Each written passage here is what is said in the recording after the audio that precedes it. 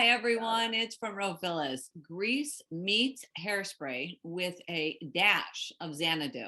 Well, the story takes us back to 1994 and 1977 through the eyes of a rock star named Jackie Miller, who is performing at the reopening of her childhood roller rink, Windy City Skates. But then she finds herself on a journey back to meet her 12-year-old self. Well, this best describes the new hit musical Skates, playing now through August 28th at the iconic Studebaker Theater. Joining us today are some of the leads, Diana Degarmo, who plays Jackie Miller, and Ace Young, who plays Blake. Welcome, and thank you guys for joining us. Thank you. Thank you for having Happy us. to be here.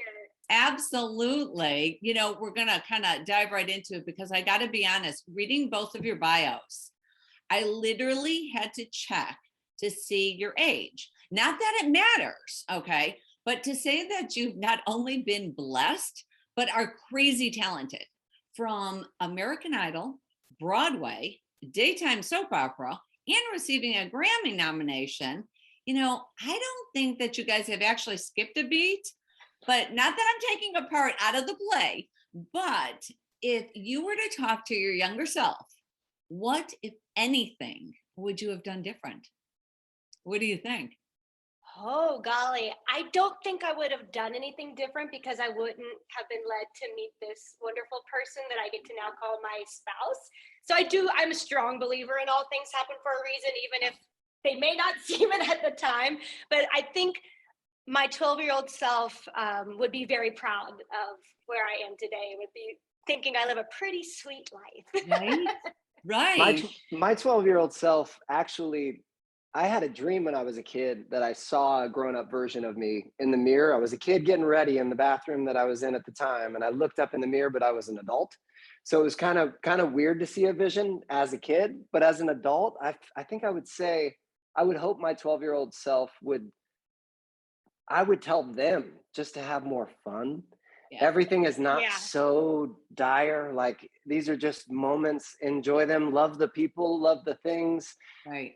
Have more fun. Yeah. Trust your gut. I think I might tell that. Like, you were right. So just keep trusting your gut. You were right the first time. But I think a lot of folks can tell their younger kids that once you get through the other side, right? Right. We were both cast as just two separate actors in the Broadway revival of Hair in 2010. And I remember meeting him at the callback, and I remember, and he knows this, initially thinking, oh, here's another Idol guy. Okay, I'm gonna, because we hadn't met before, so we didn't know each other. And little did I know, when Diane Paulus told us to kiss each other on the first day and to become best friends, right.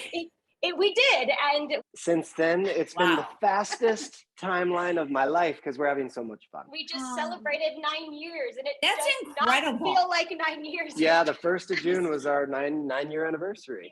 Yeah. That's incredible. Wow. Congratulations. Oh my gosh. Nobody on stage is actually really wearing real skates, but the skates actually look, the way you guys did this, it really looks like you are truly wearing skates. Honest to goodness. Take our viewers through the story if you can. Yes. So my character, Jacqueline Miller, is hitting it big in 1994. She's got a hit song. She's out on tour. Life is great. But then it's not. Right as she's going back to Chicago to sing at the Windy City Skates reopening, which was her roller rink as a kid, her business manager has run off with her money.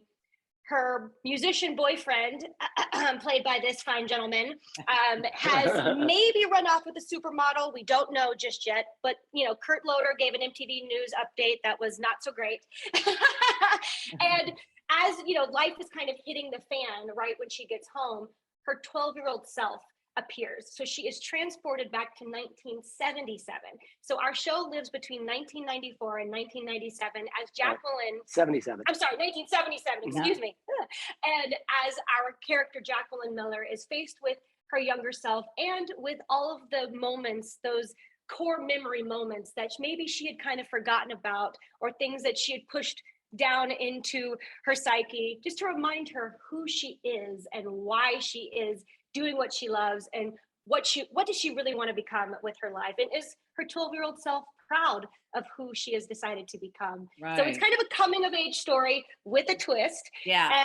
And like you said, with skates, yes, that is the name of our show, but we don't have roller skates. Why? Because they're so loud.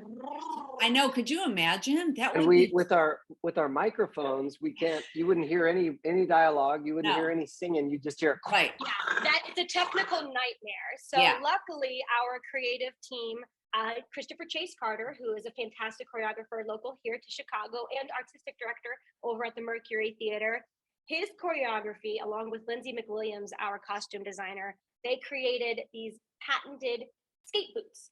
They were so amazing. Painted. Yes, they look like skates. The choreography gives the illusion, and we're going to have the best buns in Chicago. Right. Exactly. So, again, congratulations. The other evening was seriously, truly magical. How did it feel performing at the iconic Studebaker Theater, which hasn't had a commercial show rehearsed and produced in over 100 years, which is just mind-boggling. Did you feel that? I mean, wasn't it crazy? Yes. When we even found out about the Studebaker going to become our home, because like I said earlier, I'm a big believer in all things happen for a reason. And 2020 was really hard on skates. We not only were shut down, a year later, we lost our first home at the Royal George. Right. And so it was also sad to see, the Chicago community lose another theater. Yeah.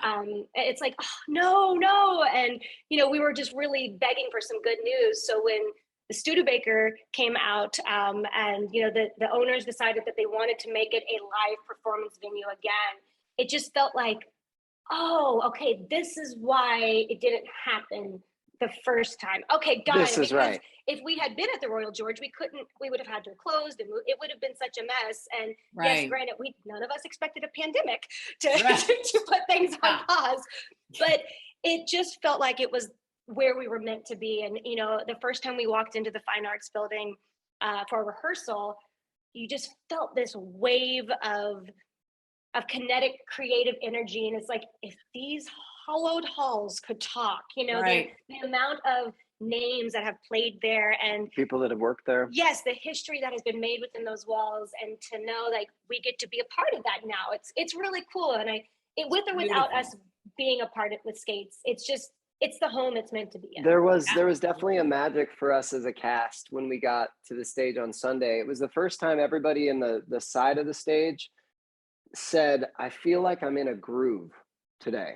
Almost like the ride had started and they were in it instead of thinking, what's next? What am I doing? It was like, I feel like I'm in a groove. So the whole show kind of felt like we were just on a sled ride going down a hill, and we were all coming and going to the same target. Like it was almost effortless in the changing in the back stuff. Even though it's very much not. Even though I have 8 seconds to do body changes, but it was like, it was truly magical. So I think everything that came with that facility was on our good side on Sunday, and it felt really good. And I think it's going to be there for the whole run. Oh, I'm sure it will be. Thank you again to Diana Degarmo and Ace Young for joining us. Skates, the musical, is playing now through August 29th at the iconic Studebaker Theater in Chicago.